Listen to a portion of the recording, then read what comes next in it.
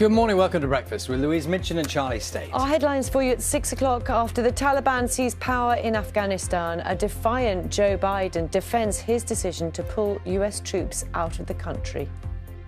I stand squarely behind my decision. After 20 years, I've learned the hard way that there was never a good time to withdraw US forces. More British troops are sent to help with the evacuation from Kabul airport after chaotic scenes yesterday.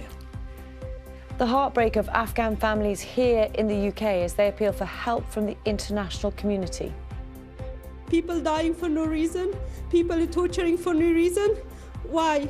Because they're human? I ask Great Britain to help them as a humanity. That's all I can say.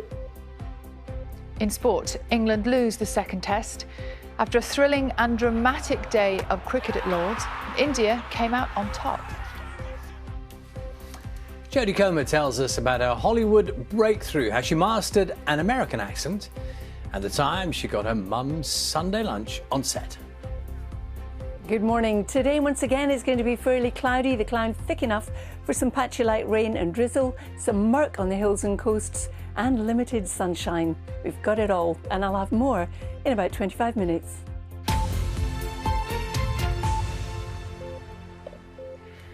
Very good morning. Tuesday, August the 17th, our main story for you. President Biden has defended his decision to withdraw US troops from Afghanistan. He admitted surprise at how quickly the Taliban seized power, but blamed Afghanistan's leaders for the defeat. Military planes are reported to have begun flying again from Kabul airport this morning after yesterday's chaotic scenes where hundreds of Afghans tried to board aircraft. Our correspondent John McManus has the latest. Breaking short his summer holiday, President Biden flew into Washington, D.C. on Monday to answer the charge that he had overseen a major foreign policy disaster for Afghanistan and perhaps the world. He admitted that events over the past week had caught his government by surprise, but he was in no mood to apologise. We gave them every tool they could need. We paid their salaries, provided for the maintenance of their Air Force. We gave them every chance to determine their own future. Mr. Biden said the buck stopped with him, but... So I'm left again to ask of those who argue that we should stay. How many more generations of America's daughters and sons would you have me send to fight Afghanistan's civil war? As he spoke, thousands of miles away, the Taliban, armed and confident, had taken control of the streets of Kabul. Now able to walk in unopposed to government buildings.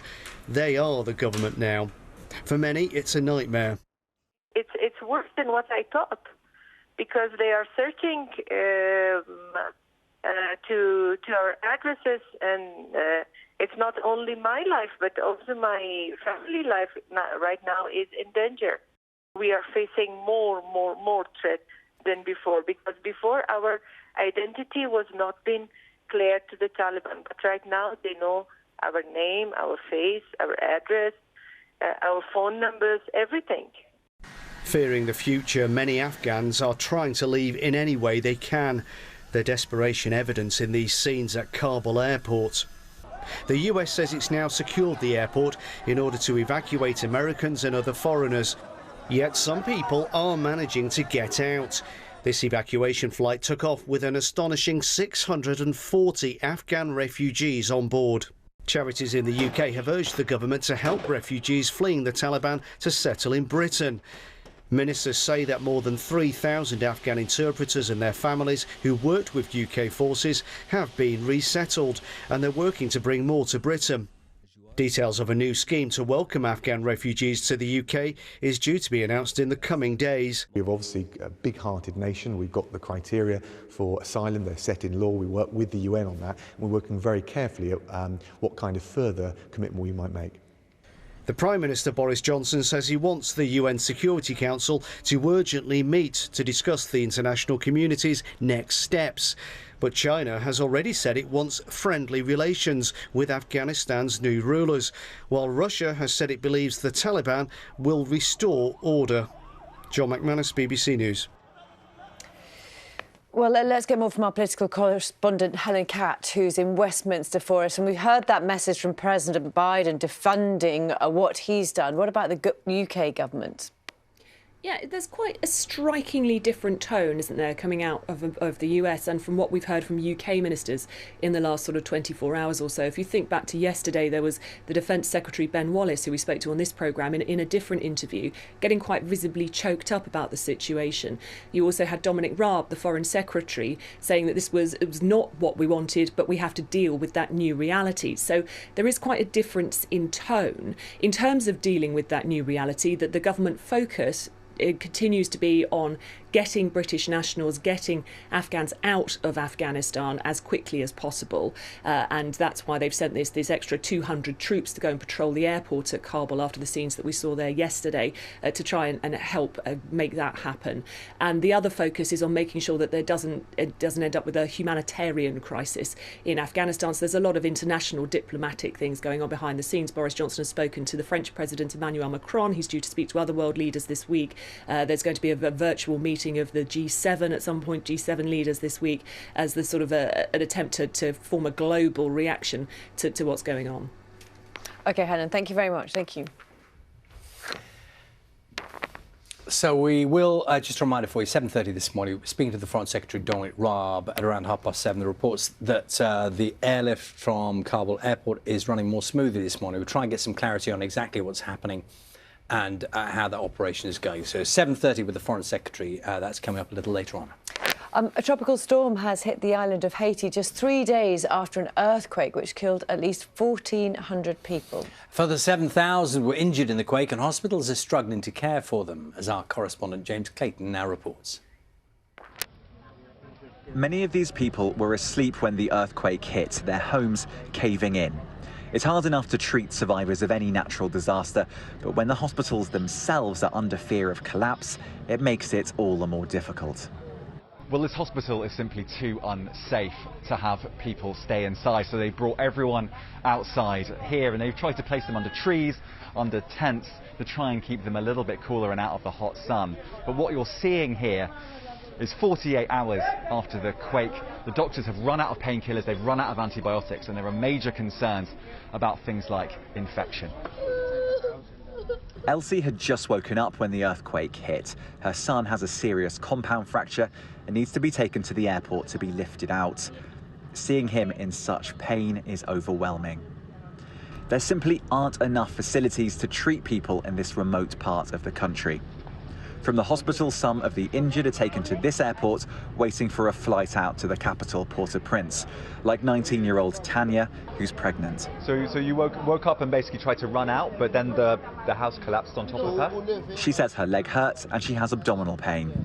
Most of the hospitals here are in need of the basics. IV solutions, bandages, medications, including antibiotics and pain management medications. They're in the same situation where they've run out.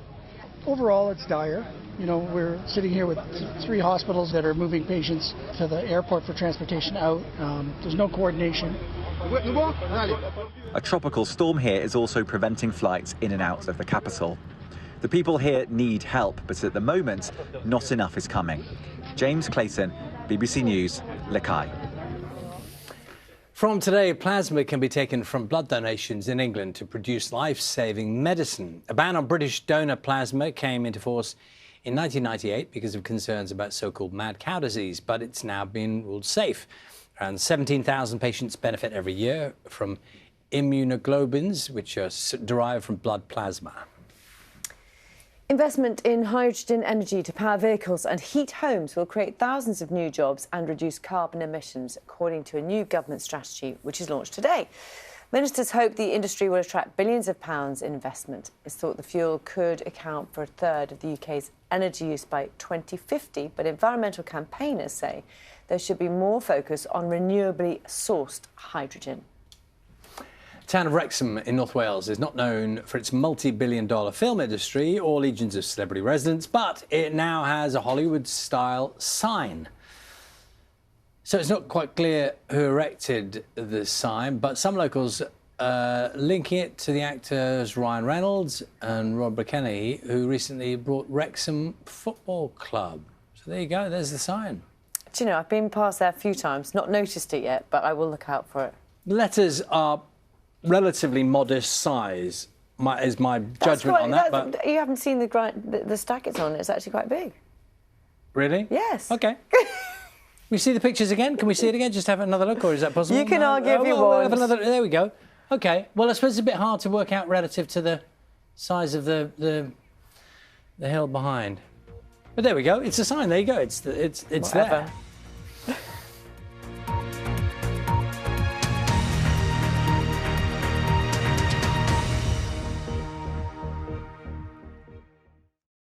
See the headlines as they happen and watch BBC News live in the app and get the full story with bbc.co.uk/news. Follow the story for all the latest with BBC News.